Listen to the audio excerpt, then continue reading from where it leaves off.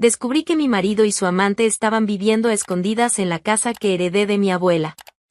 No vas a creer lo que hice. La llamada llegó en una mañana gris, de esas en que el tiempo parece estancado. Del otro lado de la línea, la voz del notario de Úbeda sonó formal, distante, como si hablara desde otra vida. Mi abuela Carmen se había ido. Sin alardes, sin despedidas. Un derrame fulminante, me dijeron. Tragué la noticia con la garganta seca. No lloré. No aún. Tal vez porque, de algún modo, una parte de mí ya lo sabía.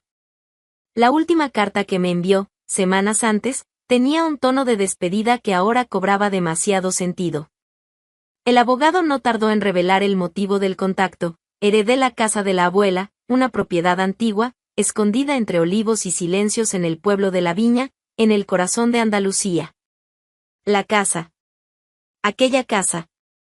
No volvía allí desde los 13 años, pero bastó oír su nombre para que el olor a eucalipto y bizcocho de naranja invadiera mi memoria. Fue como abrir una ventana a un tiempo que no regresa. Me vi corriendo descalza por el patio, el vestido manchado de tierra, los gritos de Carmen ordenándome lavar los pies antes de entrar. Ella era severa, pero justa. Amaba con firmeza. En los días siguientes, la noticia de la herencia martillaba en mi cabeza. No había prisa, me dijeron. Podía resolver todo cuando estuviera lista.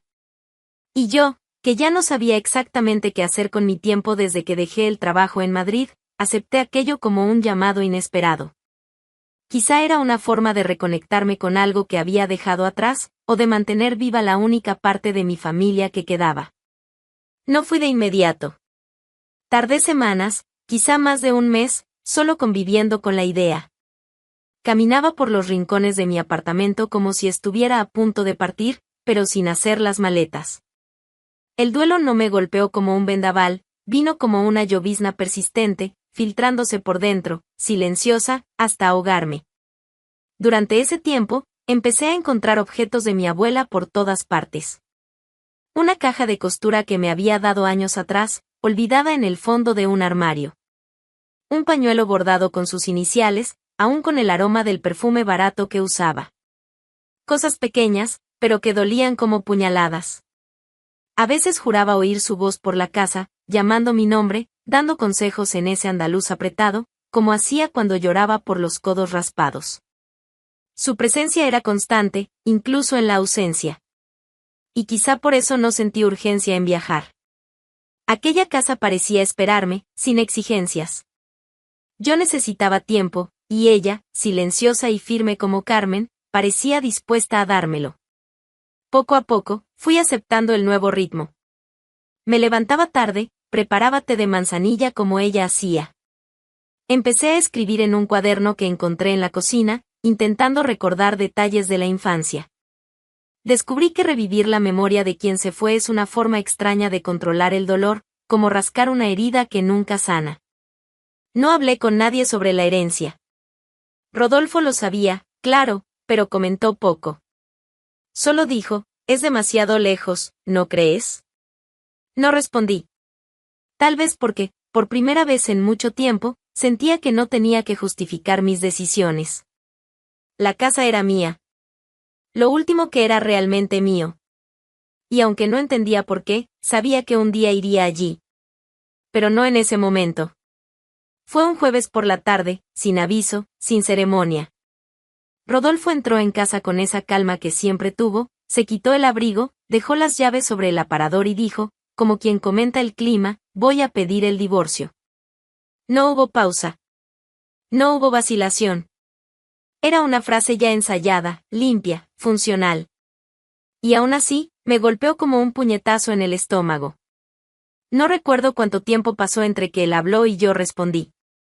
Tal vez fue un segundo. Tal vez un siglo. Pero mi voz salió, firme, casi desapegada, está bien. No puedo obligarte a nada. Esas palabras no eran mías. No de verdad. Salieron de mi boca como si alguien hubiera apretado un botón dentro de mí, activando un modo automático de supervivencia. Pero por dentro, todo se vino abajo. Tuve la sensación nítida de que algo se rompió, una grieta invisible que atravesó mi pecho y se extendió por el resto del cuerpo, como si toda la estructura de mi vida estuviera desmoronándose en silencio. Rodolfo no explicó nada. No pidió disculpas. No dudó. Solo fue al cuarto, tomó algo de ropa, la metió en una mochila pequeña y se fue. Sin mirar atrás. Sin tocarme. Sin siquiera cerrar la puerta. Me quedé allí parada, sin poder moverme. El sonido del reloj de pared era lo único que llenaba el ambiente. El segundero parecía burlarse de mi inmovilidad, marcando cada instante de mi humillación con precisión cruel. En los días siguientes, me volví invisible. Apagué el celular, evité abrir correos, ignoré los mensajes de amigos que notaron mi desaparición. La verdad es que no quería consejos, no quería consuelo, no quería a nadie. Solo quería desaparecer. No con drama, no con lágrimas. Solo dejar de existir. Viví en silencio. Un silencio denso, estático. La televisión apagada, la casa a oscuras, las ventanas cerradas. El sofá se volvió refugio. Dormía mal, con pesadillas repetitivas. A veces soñaba con Rodolfo diciendo que todo había sido un error, que aún me amaba. Otras veces, me ignoraba incluso en los sueños, como si ya hubiera olvidado mi nombre. La peor parte era la rutina. Su ausencia gritaba en las cosas pequeñas. El espacio vacío en la cama, el olor del café que ya nadie hacía, la chancla que solía dejar fuera de lugar. Todo se volvió un recuerdo amargo. Lloré en silencio, acostada en el suelo del pasillo, sin saber por cuánto tiempo. Solo sé que no podía levantarme. Revivía nuestras conversaciones antiguas, intentaba encontrar el momento exacto en que las cosas empezaron a romperse. Pero nada tenía sentido. Él nunca se quejó de nada. Nunca discutimos de verdad. Yo creía que estábamos bien. O quizá, en el fondo, simplemente no quería ver. La casa, que antes parecía un refugio, se convirtió en una prisión. Las paredes parecían observarme, cómplices del fracaso. Cada rincón me recordaba todo lo que perdí. El tiempo se arrastraba como un animal herido. Y yo me dejé hundir. No sé decir qué me impulsó a tomar el teléfono esa mañana. Tal vez fue el sueño de la noche anterior, donde él aún me llamaba mi amor, con esa voz ronca de cuando despertaba temprano. Tal vez fue solo debilidad. ¿Orgullo? Ya no me quedaba. Marqué su número con las manos temblando. Dudé antes de presionar el botón verde. Pensé en todo lo que podía salir mal. Pensé en cómo podría reírse. Colgar. Ignorarme. Pero aún así, llamé. El tono sonó 3 veces. Mi corazón casi se me salió por la boca. La 4ª vez sonó como sentencia. A la 5ª, contestó. Hola. Era su voz, pero algo en ella había cambiado. Fría. Vacía. Rodolfo, mi voz salió temblorosa, casi un susurro. Hubo un breve silencio al otro lado. Ninguna añoranza, ninguna sorpresa. Solo silencio. ¿Qué pasa, Amalia? ¿Qué pasa? Como si yo hubiera llamado para pedir algo trivial, como una cuenta olvidada o un abrigo viejo. Yo, necesitaba hablar contigo, tragué en seco. Necesitaba saber si todavía hay alguna posibilidad. Entre nosotros. Él se rió. Rió. Pero no con humor. Fue un sonido corto, seco, como un soplo de desprecio. Amalia, ¿todavía no lo entiendes? Solo quiero que me escuches, insistí, intentando no dejar que la voz se quebrara. Tuvimos momentos buenos. Momentos de verdad. ¿No vale la pena intentarlo, aunque sea por todo lo que construimos? Yo me equivoqué, quizá. Tal vez tú también. Pero, no, me interrumpió, sin emoción. No hay vuelta atrás. Se acabó. Guardé silencio por un instante. El ruido del tráfico de fondo indicaba que estaba en la calle. Siguiendo con su vida. Mientras yo apenas podía salir del sofá. Rodolfo, insistí, aún con la voz vacilante. ¿Ya estás con otra persona? No es asunto tuyo, respondió, con una frialdad que me atravesó como una cuchilla. Tengo derecho a saberlo, susurré. Después de todo. No tienes derecho a nada, Amalia. La verdad es que solo no me fui antes porque me dabas lástima. Lástima. La palabra resonó como un trueno. En ese instante, entendí que nada de lo que dijera importaba. Que él ya no veía nada en mí. Ni cariño. Ni rabia.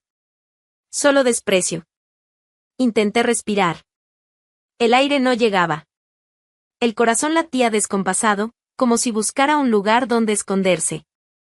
Así que eso es todo, dije, más para mí que para él. ¿Todo termina así? Exactamente así. Y, si me permites un consejo, sigue con tu vida. Porque yo ya seguí con la mía. ¿Dónde estás? Pregunté, aunque sabía que no habría respuesta. No contestó. Estás con ella ahora, ¿verdad?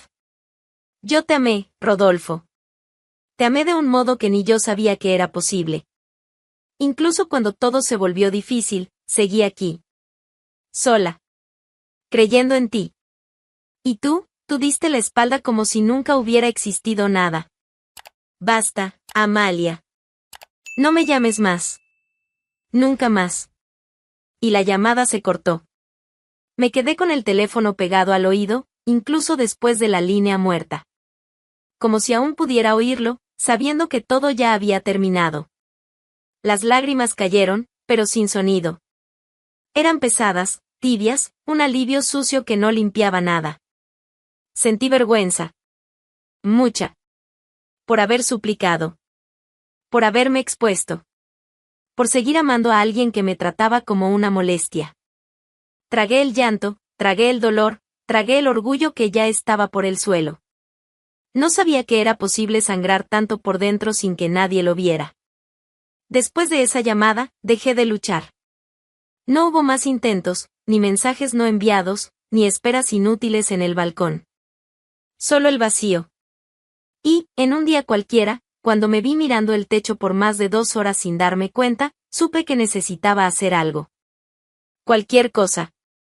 La idea de la casa de mi abuela volvió como un susurro. Estaba allí, esperando. Una parte del mundo que todavía me pertenecía. Y, sobre todo, un lugar que no tenía a Rodolfo. Ni rastros de él. Al menos, eso creía yo. Preparé el viaje sin entusiasmo. Separé ropa práctica, guantes de goma, bolsas de basura. Ya imaginaba la casa sumida en polvo, con las ventanas cerradas y el olor a madera vieja impregnando todo. Había aceptado que sería un trabajo lento, casi terapéutico. Limpiaría una habitación por día. Tiraría lo que no sirviera. Abriría espacio para que el silencio respirara sin pesar tanto. El camino hasta la viña parecía haberse acortado. Recordaba cuando iba con Carmen en verano, y el trayecto parecía interminable, curvas que me mareaban, postes torcidos, barrancos cubiertos de olivos retorcidos. Ahora, el viaje me pareció demasiado corto, como si el destino estuviera ansioso por mi llegada. Al llegar a la entrada del pueblo, sentí una punzada extraña en el estómago. Esa incomodidad que uno siente cuando algo está fuera de lugar, pero aún no sabe qué es. La casa estaba al final de una callejuela empedrada, rodeada de muros bajos de piedra y enredaderas secas. La recordaba como una construcción triste, de paredes descascaradas y ventanas empañadas. Pero al doblar la última curva, frené en seco. No era posible. El portón estaba recién pintado, no con la pintura vieja que usaba mi abuela, sino con un tono moderno de verde oliva. Las cortinas en las ventanas eran nuevas. No estaban descoloridas ni rasgadas. Tenían caída, color, vida. Las plantas en la entrada, antes secas y quebradizas, estaban saludables, regadas, incluso florecidas. Bajé del coche despacio, sin entender. Me acerqué a la puerta de madera, que también había sido cambiada. Era reciente, barnizada, con una manija metálica reluciente, como si la hubieran instalado hacía unos días. Nada de polvo. Ninguna telaraña. Incluso había un felpudo con letras bordadas en castellano, bienvenidos. Algo estaba mal. Muy mal. Intenté racionalizar. ¿Quizá alguien hizo mantenimiento? ¿Un vecino cuidadoso? ¿Una cortesía del ayuntamiento? Pero todo era demasiado reciente. Y demasiado organizado. No era un gesto ocasional de cuidado. Alguien estaba viviendo allí. El corazón comenzó a acelerarse. Sentí la boca seca. Las manos me temblaban. Caminé por un costado de la casa, con pasos cortos, examinando las ventanas. Cortinas cerradas, pero bien cuidadas. Vi reflejos de objetos en el interior, lámparas modernas, floreros con flores frescas, cojines de colores. Aquello no era un hogar abandonado. Era una casa habitada. Alguien se había instalado allí. Sin avisarme. Sin pedirme nada. Volví a la puerta principal y respiré hondo. Saqué la llave que me había dado el notario semanas atrás. El olor que me recibió no era el de la madera antigua ni el del eucalipto de mi infancia. Era un perfume dulce, empalagoso, de lavanda artificial mezclado con algún tipo de incienso barato. Un olor que jamás habría formado parte de la casa de mi abuela. Y entonces, en el centro del salón, mi salón, estaban los dos. Rodolfo y una mujer. Sentados en el sofá. Él con el brazo alrededor de ella, como si estuvieran viendo la televisión un domingo cualquiera. Como si nada en el mundo estuviera mal. Me vieron antes de que dijera una palabra. Ella abrió los ojos con sorpresa. Rodolfo se levantó de un salto, tropezando con sus propios pies, tirando un cojín al suelo. No hace falta que te molestes. Ya lo entendí todo. La mujer, en cambio, permaneció sentada. Perfectamente cómoda. Las piernas cruzadas, como si yo fuera la intrusa. Qué encantadora sorpresa, dijo, con un leve acento sevillano. Pensé que ya no vendrías. Rodolfo giraba la cabeza entre nosotras como un gato acorralado. No sabía a quién mirar, a quién salvar primero. ¿Qué estás haciendo aquí? Pregunté, mirándolo directamente. Yo, bueno, necesitaba un lugar donde quedarme. Con la separación y todo, las cosas se complicaron financieramente, complicadas, ¿sí? Me reí. No de nervios. De burla, de verdad. Y entonces pensaste, qué suerte, mi exesposa heredó una casa, qué bueno que hice una copia de la llave a escondidas antes de irme. Él no respondió. No hacía falta. La expresión de culpa en su rostro lo confirmaba todo. Invadiste mi casa, Rodolfo. ¿Y trajiste a tu amante para pasar las vacaciones? No es exactamente así, dijo en voz baja, casi murmurando. Entonces explícame, crucé los brazos. Porque desde mi punto de vista, parece exactamente eso. La mujer finalmente se levantó. Era más joven que yo. Unos 7 u 8 años. Cabello oscuro, demasiado liso para ser natural. Una sonrisa ensayada, de esas que se dan antes de cerrar un trato. Mira, Amalia, no necesitamos convertir esto en un drama. Rodolfo me dijo que esta casa estaba abandonada desde hacía años. Él solo quería un lugar para empezar de nuevo. Solo estamos aquí temporalmente. ¿Temporalmente? Repetí. Y ya pusieron cortinas nuevas, reorganizaron los muebles, cambiaron la alfombra de la entrada. Todo eso en nombre de la humildad, supongo. Ella sonrió. Una sonrisa de quien ya se siente ganadora. De quien cree que la legalidad puede doblarse con encanto y maquillaje caro. La vida está llena de nuevos comienzos, ¿no? Dijo. Unos lo manejan mejor que otros. Mi visión se nubló por un segundo. Pero no era tristeza. Era una rabia tan precisa, tan contenida, que parecía un cuchillo demasiado afilado para cortar. El tipo de rabia que no grita, que no rompe platos. Solo observa. Planea. Así que era eso, dije, todavía mirando a Rodolfo. El motivo del divorcio. La respuesta a todo ese desprecio por teléfono. Ya tenías a otra. Ya tenías planes. Solo no tuviste el valor de decírmelo. Amalia intentó tocarme el brazo. No. Ni lo intentes. Mentiste. Me destruiste. Y todavía tuviste la osadía de invadir lo único que me dejó mi abuela. Lo único que aún me daba algo de consuelo. Silencio. Durante algunos segundos, nadie dijo nada. Solo el tic-tac del reloj de la sala. Un reloj nuevo, que no era de la casa. Que no era de ella. Que no era mío. Enderecé la postura. Los miré a los dos con una calma que rozaba el sarcasmo. Tienen una semana. Una. Para desaparecer de aquí. Esta casa es mía. No acepto discusión. Días después, el séptimo día llegó como una cuchilla fría. Sabía que no se irían por voluntad propia. Lo supe desde el segundo en que vi la sonrisa de esa mujer clavada en el sofá de mi abuela, como quien planta una bandera en territorio conquistado. Personas como ella no retroceden. Provocan. Prueban. Apuestan a que nadie tendrá el valor de enfrentar el escándalo. Pero yo ya no era la mujer que llamaba para suplicar amor. Ya no lloraba en el suelo de la sala. No necesitaba que nadie me viera. Yo me había visto. Y eso era suficiente. Estacioné el auto frente a la casa como quien regresa a su propio nombre. Bajé, cerré la puerta con calma. Sin prisa. Sin miedo. Solo convicción. La puerta de la casa se abrió antes de que llamara.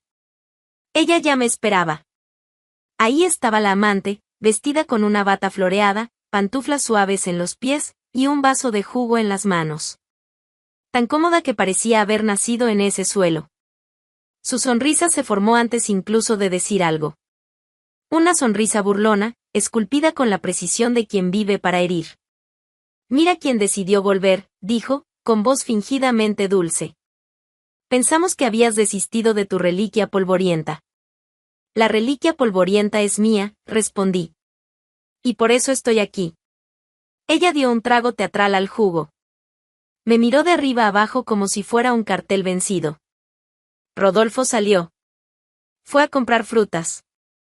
Le encanta el mercado del pueblo, dijo, con desprecio. Creo que nunca tuvo tiempo de conocer esas cosas cuando estaba atrapado en el matrimonio. Eso dolió. Pero ya había aprendido a dejar el dolor fuera. Como se hace con zapatos sucios. Vine a saber si ya están con las maletas listas, dije, sin cambiar el tono. El plazo se acabó. Ella sonrió. Una sonrisa aún más amplia, casi infantil. Nadie me saca de aquí, querida. Nadie. Ni tú. Dio un paso al frente, su rostro a centímetros del mío. El aliento olía a naranja agria. La mirada, arrogante. Como si esperara una bofetada. Como si deseara el enfrentamiento. Pero yo no le daría ese gusto. Pensé que eras más lista, continuó. Estás sola, Amalia. Perdiste. Esto ahora es nuestro. ¿Lo entiendes? Se acabó. Pasado. Cada palabra era una aguja. Pero yo ya estaba hecha de cicatrices. La diferencia es que ahora no fingía que no estaban ahí. Sonreí. Una sonrisa tranquila, la más cruel de todas. Esa que no necesita levantar la voz ni maldecir. El tipo de sonrisa que solo quien ya ha caído al abismo sabe dar. Entonces vamos a ver. Ella parpadeó, sorprendida. No era la respuesta que esperaba. Me di la vuelta y me fui, con pasos firmes, sin mirar atrás. Mi corazón latía al ritmo de un tambor antiguo. No era rabia. No era rencor. Era resolución. El plazo se acabó. 7 días. 7 días desde que miré a los dos y dije, quiero que se vayan de mi casa. 7 días en los que fingieron que yo estaba faroleando. Que esa voz calmada y firme no tendría el coraje de hacer lo que prometía. Y para ser sincera, yo tampoco lo sabía. Pero cuando el reloj marcó el 8º día, entendí que no había vuelta atrás. ¿Y sabes qué? Nunca la hubo.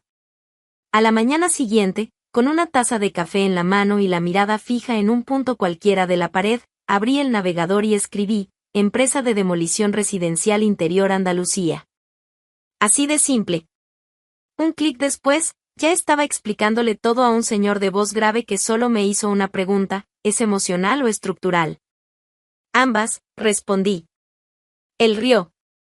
Yo no. Marcamos todo: fecha, hora, dirección. Cuando colgué, aún me temblaba la mano, pero el corazón estaba firme. Ya no quería ver más esa casa. Ni reformarla. Ni dejarla vacía. Mucho menos ver a Rodolfo y a la amante tomando vino en el sofá de mi abuela como si hubieran ganado la lotería. Yo quería que todo se viniera abajo. Que se hiciera polvo. Que desapareciera. En el día marcado, me encontré con el equipo a las 8 de la mañana en la carretera principal. 4 hombres, 2 camiones, una retroexcavadora enorme y la calma de quienes ya han derribado medio mundo. Entregué los papeles, verifiqué la autorización, y uno de ellos comentó: ¿la va a reformar después? No. Voy a deshacerme de ratas. El camino hasta la viña me pareció más corto que antes. Esta vez, no venía como nieta emocionada ni como esposa abandonada. Venía como dueña. Dueña de la historia, del final, de la pala. Cuando la casa apareció al final de la calle, el estómago se me revolvió. Ahí estaba, intacta. Ridículamente decorada, flores artificiales en las ventanas, cortinas lilas en lugar de los encajes de Carmen. Una broma de mal gusto. Bajé del coche antes de que los camiones se estacionaran. Golpeé con fuerza el portón. Y ahí estaba ella, la amante. Bata corta, cara de resaca y expresión confundida. ¿Qué haces aquí? Cumpliendo una promesa. Pero, no te atreverías, tuve tiempo suficiente para pensarlo. Y tú tuviste 7 días para irte. Ahora tienes 10 minutos. Ella retrocedió un paso. Esto es una locura. No. Locura fue pensar que podías quedarte con la casa de mi abuela con un hombre casado y salir ilesa. Y entonces apareció él. Rodolfo. Tarde, como siempre. Aún bajándose la camiseta por la cabeza, el cabello revuelto y la cara de ¿qué está pasando? Amalia, espera, esto no es necesario, ya estábamos viendo a dónde ir, 10 minutos, Rodolfo. Después de eso, yo voy a estar afuera. Y adentro, solo van a quedar ladrillos rotos. Se congelaron. Y ahí empezó el circo. Carreras. Gritos. Ella tropezando con los tacones, él tratando de meter todo en una mochila rota. Cada uno por su lado, lanzando cosas en una bolsa de supermercado, insultándose, llorando, discutiendo. El gran amor de ellos desmoronándose frente a la primera retroexcavadora. Afuera, el operador de la máquina me miró: ¿ya puedo? Espera solo un segundo. Cuando finalmente cruzaron el portón con los trastos en las manos y la dignidad escurriéndose por los ojos, hice un leve gesto con la cabeza. La máquina avanzó. El primer golpe fue seco, brutal. El porche cedió en 2 segundos. Las ventanas estallaron con un chasquido. El techo, que mi abuela mandó construir con los ahorros de toda una vida, voló por los aires. Cerré los ojos por un momento, no de tristeza, sino por respeto. Esa casa no era de ella desde hacía mucho tiempo. Cuando todo se convirtió en escombros, me quedé allí. Sola, entre polvo y sol. Y por primera vez desde que todo comenzó, respiré. No fue una victoria ruidosa. Fue silenciosa. Pero fue mía. Y a veces, destruir es la única forma de empezar de nuevo. Y así terminó la historia de la casa de la abuela, en pedazos, sí, pero con la dignidad de Amalia en pie. ¿Y el exmarido y la amante? Dicen que hasta hoy siguen corriendo, cada uno con una maleta en una mano y la vergüenza en la otra. Al menos ahora tienen algo en común: trauma por retroexcavadora. Ahora cuéntanos en los comentarios, ¿tú habrías hecho lo mismo en lugar de Amalia, o habrías ido aún más lejos?